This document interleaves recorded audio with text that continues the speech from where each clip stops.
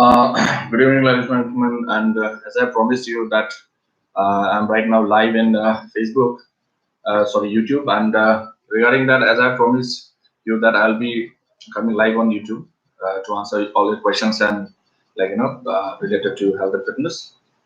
And I have received quite a good number of questions right now, and which I would like to share with you. And basically, the first question is how frequently one should do strength training by Mr. Arnab. See, Mr. Arnab, thing is that it depends on the intensity level of your workout, and at the same time, I would like to tell you is that what kind of training speed you are using. Basically, the first basics. If you are a beginner, then you should go for full body training, and you can work up to at least thrice or 4 times a week. And at the same time, if you are going for 3 days period, then you can work each and every muscle group twice a week, and so on. So the thing is that it depends on the intensity level. It depends on the fitness goals. If you are going for endurance training, then you can even train for train a particular muscle for 3 days a week. So, and if you are going for general muscle building, then you can at least you should train at least twice a week, each and every muscle group. So that's it. So training frequency is basically based on intensity level and your experience and what kind of training speed you are using. So either twice a week, thrice a week, and even 4 times a week, you can hit the muscle groups. Depend on what are your fitness goals, and if you're training light, you can train quite frequently. And the next question: heavy weights or light weights for muscle building?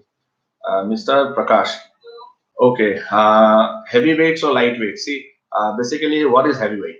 You know, heavyweight means those kind of weight, a particular amount of weight with which you are not able to do more than 6 to 8 repetition. That is heavy, or below 6 repetition. So it depends on. It might be 100 kilos, it might be 150, like it might be 50 kilos. 50 kilos might be heavier for a person, for a beginner. So thing is that if you are training really heavy, then you are going to build up strength. See, basically the repetition continuum, which research says is that 0 to 6 repetition or 1 to 6 repetition falls into the strength and power category. If you really want to build up your strength, you have to train for 1 or 2 repetition for every set. And if you want to build power, then the weight has to be moderately high, say 3 to 5 or 6 repetition. And if you are going for hypertrophy, then you have to do each and every kind of repetition. Each and every kind of repetition you should do generally in the range of 6 to 12. If your goal is hypertrophy and muscle building, or more than 12 also you can do. So each and every kind of muscle fiber has to be trained, because there are basically 3 kinds of muscle fibers. One is type 1, the endurance muscle fibers, which basically responds to light training, suppose more than 12 repetition. And then type 2A, the intermediate muscle fibers, which have got type 1 and type 2 like faster muscle fibers features also. So that can be trained in the range of say 8 to 10 or 8 to 12. And then comes the type 2X, which basically responds in the range of 1 to 6 or a little bit of 6 to 8 repetition, basically in 1 to 6 repetition. So you can see that if you train heavy, then also you're going to build muscle mass, and if you are training light, then also you're going to build muscle mass, because you cannot follow the same kind of repetition every time you go to the gym. Whether it is lightweight or heavyweight, you have to keep on changing the repetition. If you have to keep on changing the rep range so that you get the maximum benefit. And there are basically 2 types of hypertrophy. If you are training heavy, as you have seen in powerlifters and weightlifters, the muscles are very thick and dense. That is basically for myofibril hypertrophy, which is basically actually increasing the muscle fibers, thickness of the muscle fibers. And anyway, I'll be making a video on that. And another is another is sarcoplasmic hypertrophy. Basically, it responds to light weights. Basically, light weight in the sense, if you are training at a range of more than say 12 repetition, all those glycogen, all those capillary density is basically increased. The mitochondrial volume also increases in the muscle fibers, and they basically train the type 1 muscle fibers, the endurance muscle fibers. So each and every kind of repetition is necessary. Beginner supplements, like is it really necessary? By Mr. Anchit. See, as you've told me, asked me the question, the beginner. See, beginner basically hardly needs any supplements, and although I believe in supplements, but there are very few supplements which actually works and which have scientific evidence that it actually works. And in that level, I would like to tell you that supplements. See, if you go into the Oxford Dictionary, supplement means something to make up for the nutritional gap, like any kind of the food or any kind of food replacement, which for nutritional gap. If you're not having any kind of deficiency and if you are training as a beginner, you don't need supplements. Eggs, fish, chicken, they are good source of protein, and carbohydrates like all kind of cereals, complex carbohydrates, fruits, vegetables has got a lot of the good quality carbohydrates, and fats you can have in the form of nuts, seeds, olive oil, like the other different kind of healthy oils you can use. So the thing is that you basically don't need supplements. First, try to build up a basic foundation of strength on your body. Go to the gym regularly, train. Supplements is a secondary thing. You don't need supplements because you are hardly training. Your intensity level is very less, and if you are training extra and if you are like putting extra stress on your body, then only you need extra supplements or extra nutrition. Otherwise, you don't need supplements. Don't waste your money. And frequency of meals by Mr. Vidyut. Okay, frequency of meals like in physiology, in general, a human body can digest its food say every 3 to 4 hours, whether it's fats, especially fats or protein, and until and unless it's high sugar content, it's digests very fast within 15 to 20 minutes. Otherwise, if you eat any kind of food, it digests within 3 to 4 hours. So every 3 to 4 hours, you need to ingest food, and whether it's it's breakfast or lunch, it depends on the suppose if you start your breakfast at 6 a.m. in the morning, 6 a.m. in the morning, so till 6 a.m. 6 p.m. in the evening, it's almost how many hours? 12 hours. So till 6 p.m. in the evening, you should be able to have at least 3 meals, at least 3 to 4 meals, depends on your digestion levels. So that is basically the frequency of meals. And but I have heard that a lot of people like saying that they're having 10 or 12 meals a day. All those like bodybuilders who are jacked up, we are using steroids, and they're like basically they get up late at night and have their meals. I don't believe in all this kind of bullshit, because human physiology is the same. Every human being is the same only. Slightly here and there, they might have some differences, but the digestion is the same one. Digestion is same for everyone. And best type of protein source. So the best type of protein source, again, I'm telling you, is eggs, because eggs are basically the gold standard protein. They are high. They have highest biological value. The biological value of eggs is 100%. Okay, so eggs are the best source of protein. Other than eggs, you can have chicken, fish, and all this kind of stuff you can have. So eggs are the best kind of protein, and that's it. And if you are a vegetarian and you have no option, or you are not having good quality protein, then you can go for a bland protein, but don't take isolate protein. Are multivitamins and multiminerals necessary for performance enhancement and strength? Mr. Vinod. Okay, multivitamins and multiminerals. Again, I'm going to tell you that a lot of research has been done, extensive study has been done. Multivitamin and multimineral hardly boost any performance, because see, there are two types of vitamins which are basically needed in the body. One is the fat soluble vitamin, and other is the water soluble vitamin. So water soluble vitamin can be easily taken in the form of all those vitamin B12, vitamin C, and all this kind of stuff from fruits and vegetables. If you take salads, you don't need extra vitamin C or water soluble vitamins. And fat soluble vitamins are basically vitamin A, D, E, K. But yes, vitamin D is necessary because there is an epidemic everywhere in India, that almost 70 to, I have made in the video earlier also, that 70 to 80% of the adults population are having vitamin D deficiency in India, and almost 90% of children are suffering from vitamin D deficiency. And check out with the doctor, and go for vitamin D test and take vitamin D supplementation if the doctor advises you. But other than that, those micronutrients like minerals and all, you hardly need that, because they are micronutrients, means in very little quantity you need. Until and unless you are having any kind of deficiency, then only you need vitamins and minerals. Otherwise, taking extra doses of vitamins and minerals is hardly going to give you any kind of benefit. It's only going to make your urine expensive. You will have yellow urine. That's it. Other than that, it's not necessary. And there is another reason that you might have seen that performance enhancing vitamins and minerals. This is all bullshit because vitamins and minerals hardly enhances performance. They work in the cellular level, but if you are having a complete diet, you hardly need any kind of vitamins and minerals. And people who are vegetarian, they sometimes most of the vegetarians have got vitamin B12 deficiency. Yes, in some cases the need, but only the test is going to identify that. Only you should take vitamin B12 supplements. And do creatine causes kidney damage? See, basically, creatine and the creatinine which is found in the blood, people get confused basically. When the creatine is digested, it converts to creatinine. But assume that, like, you are doing biceps curl or you are doing shoulder presses and you are having an acute shoulder injury, and if your arm is fractured, will you be able to do dumbbell curls? See, basically, if you are already having an issue with your shoulder or your arm, then doing dumbbell curls might aggravate the issue. It might break your bone or it might dislocate your shoulder. Already, if your shoulder is dislocated and you are doing dumbbell press, it is going to dislocate your shoulder.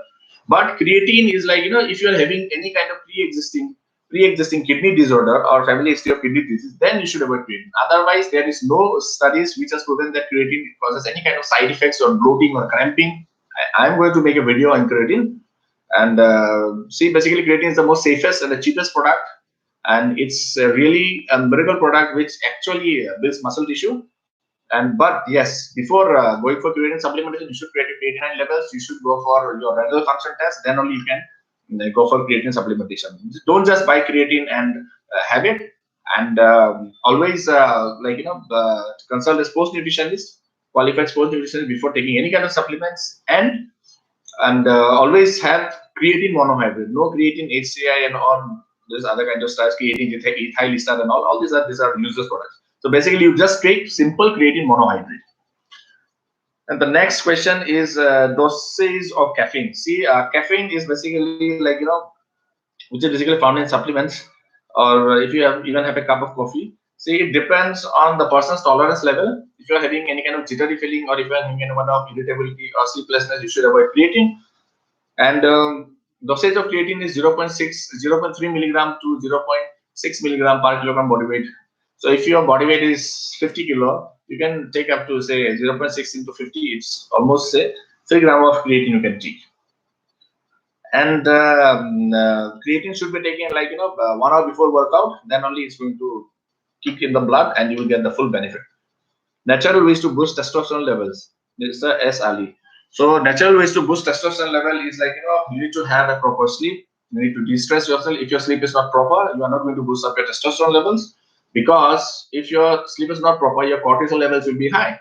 And that can be found out by doing a saliva cortisol test early in the morning, between 7 to 8 a.m. in the morning, in an empty stomach. If you test your saliva, then or in blood, if your cortisol levels are low in the morning, it means you are not having a good sleep, and your cortisol level will be high during the daytime, in the evening. So that is going to hamper your sleep, and it is going to suppress your testosterone levels. And abdominal adiposity is also another reason for low testosterone level. People are suffering from high triglycerides, cholesterol issues. They have also got low testosterone levels because of lack of blood flow, and there are various other reasons. And so that's it. And there are some medication also which creates low testosterone levels. So in short, like, in order to increase your testosterone level, you should always try to work out, de-stress yourself, do weight training, have good quality protein, and just de-stress yourself. Just be happy, be positive. Your testosterone level is really going to come up.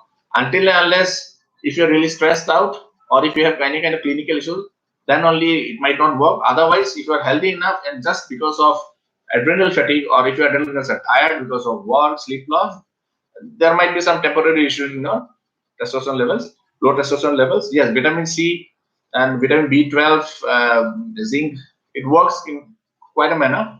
It's quite helps a lot. But you can have those supplements. But before that, find out, just consult with your doctor, and you'll be able to know, or your nutritionist. You'll be able to guide you. Check your lifestyle. If everything is fine, definitely your testosterone level will go up. How to build biceps peak, Vartaman. Yeah, recently I have gone through a video that biceps peak is fully genetic. Yes, I agree that. But through training, you can actually increase your biceps peak. Let me tell you how. The bicep muscle, as I have already discussed with you earlier, bicep muscle is a two-headed muscle, long head and the short head, and underneath that there is another muscle which is basically called the brachialis muscle, which is basically a uniarticular muscle, and which is deep inside, just beneath the bicep muscle. And when you do reverse curls, and you will be actually hitting the brachialis muscle, and with light weights only, because you have to use light weights, because deep muscle basically is stimulated through light weights. And if you slowly increase the intensity, and if you can build the size and thickness of the brachialis muscle, definitely it's going to push the biceps brachii head from the beneath, from underneath the bicep brachii, and it is going to create a peak. So yes, definitely you can create a biceps peak, and at the same time, to create an illusion, you need to train your long head also. And the long head works for supinating the forearm and the elbow, flexing the elbow and supinating the forearm. And whenever you do any kind of biceps curl, always try to rotate your wrist inwards, supinating like this. Then only you will get a peak contraction. That is going to help the development of the long head. And do reverse curls or hammer curls for developing the biceps peak. And another exercise is concentration curls, preacher curls. That also you can add. It actually increases the biceps peak. Do weight training causes stunt growth? Savita.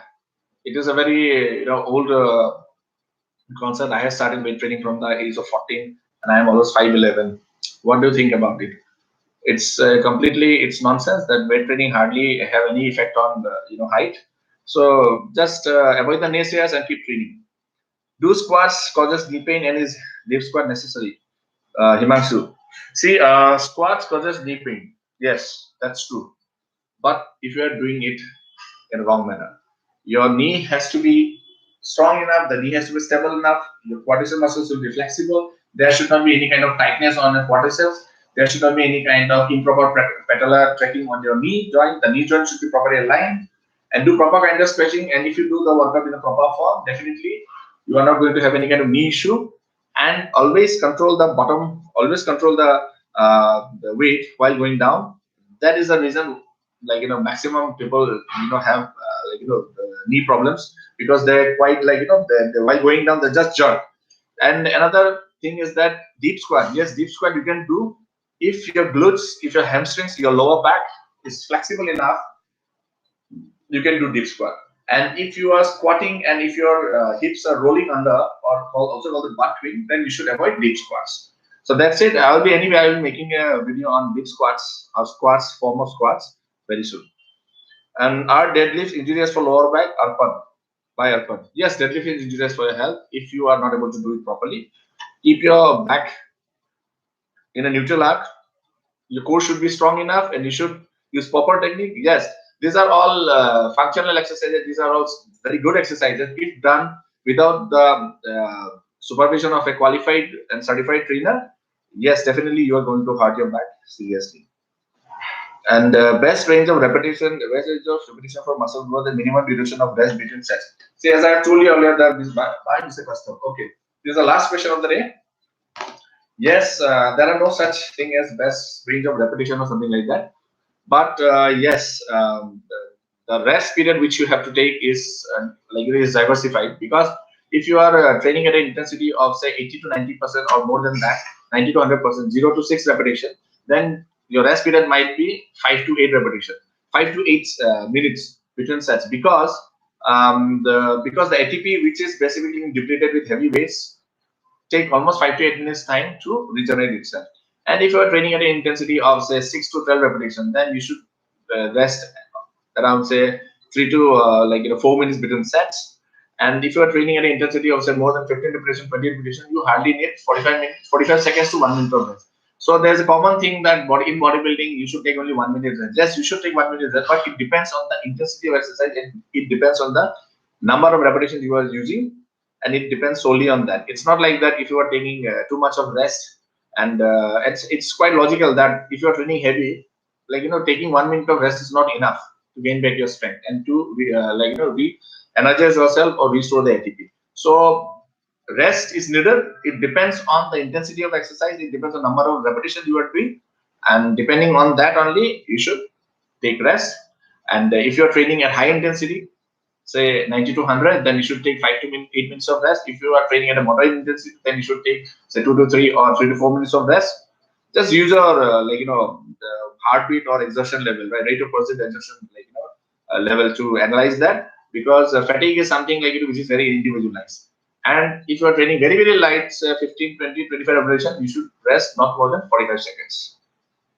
So that's it for the day, and hope you guys have enjoyed the session, and I'll be coming up with new live sessions like this, and stay strong, keep training. Thank you.